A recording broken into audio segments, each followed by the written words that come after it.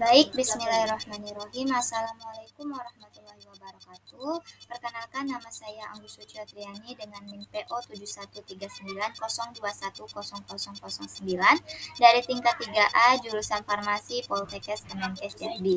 Saya di sini akan menjelaskan tentang tutorial uji independent test dan uji normalitasnya. Ini merupakan tugas yang diberikan oleh Bapak Dr. Andes Hisranha APTME selaku dosen biostatistik.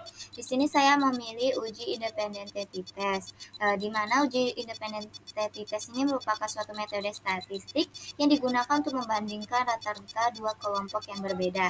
Misalnya judul yang saya ambil yaitu perbedaan kadar asam askorbat dengan menggunakan metode iodimetri dan spektrometri. Jadi dia subjeknya sama-sama askorbat, tapi metode yang digunakan beda yaitu iodimetri dan spektrometri. Lanjut untuk prosesnya, tutorialnya. Yang pertama kita membuka data yang akan kita blok. Nah, di sini ya. Di sini ada data yang kita blok yaitu data nomor 5. Nah, di sini data askorbat ini yang kita blok dari iodimetri 1 sampai 30 kita blok, kemudian kita pindahkan ke SPSS. Nah, kita pindahkan ke SPSS itu dari nomor di data view dari nomor 1 sampai 30. Sedangkan untuk spektrometrinya itu untuk dari 31 sampai 60. Nah, ini. Nah, ini kan sudah kita masukin ini. Kemudian dari masing-masing dari di sebelahnya ini kita buat untuk 1 sampai 30 kita buat 1, sedangkan 31 sampai 60 itu 2 nilainya. Nah, kemudian baru kita klik variabel view. Nah, untuk variabel view ini kita akan mengubah datanya ya. Data ubah yang diubah yaitu data view yang diubah yaitu nih, kita klik data view, desimalnya kita ubah 0. Baik,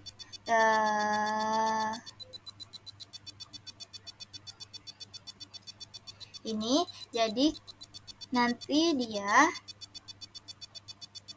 seperti ini di variabel view. Nah, ini namanya kita ganti jadi kadar, yang kedua jadi metode, kemudian desimalnya kita nolkan, awalnya 2 nih, kemudian labelnya kita buat kadar, kemudian metode ini kita ubah metode, lalu untuk metode ini kita buat value 1 itu labelnya iodimetri, kemudian value 2 labelnya spektrum. Nah, dari ini baru kita klik analyze. Nah, caranya itu klik analyze descriptive compare means independent sample test. Jadi caranya itu kita buka kembali filenya, kita klik analyze. Nih, jadi kita klik analyze compare means independent sample test. Nah, nanti di sini setelah kita klik analyze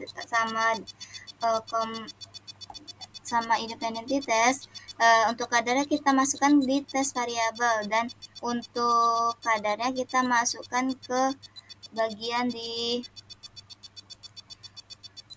bawah ini.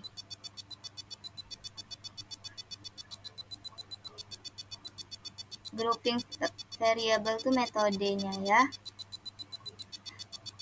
itu kita buat di grupnya ada grup satu, grup dua, ini grup satu nih ya. Nih ada kadar, kemudian grup variabel nih diisi dengan metode. Define grup nih kita klik kalau misalkan dia grup 1 dia 1, kalau grup 2 kita buat grup 2 baru di oke. Nah, setelah kita klik oke akan muncul tabel deskriptif dan tabel uji independennya. Nih, dapat kita lihat di sini untuk ujinya seperti ini. Nah, ini kita dapat nih namanya ini output uji deskriptif. Nah, untuk penjelasan output deskriptif ini, dia ini iodimetri dan spektro ini kita lihat N-nya 60, berarti semua datanya itu masuk. Kemudian untuk rata-rata iodimetri ini 50,13 dan standar deviasinya 0,554. Sedangkan kalau untuk spektronya rata-ratanya 49,98, standar deviasinya 0,31. Baru kita hitung nilai minimum dan nilai maksimum dan nilai minimumnya. Nilai maksimumnya itu mean atau rata-rata dikurangi ditambah standar deviasi, berarti 50,13 ditambah 0,554 didapat 50,684. Kemudian untuk minimumnya 50,13 dikurangi 0,554 didapat 49,576. Nah, untuk spektro itu sendiri 49,98 ditambah 0,531 untuk nilai maksimumnya didapatlah 50,511 dan nilai minimumnya 49,98 dikurangi 0,531 dapat 49,449. Nah, selanjutnya ini adalah tabel uji independent sample test. Untuk ini yang kita lihat yaitu nilai sig atau signifikannya yaitu 0,585.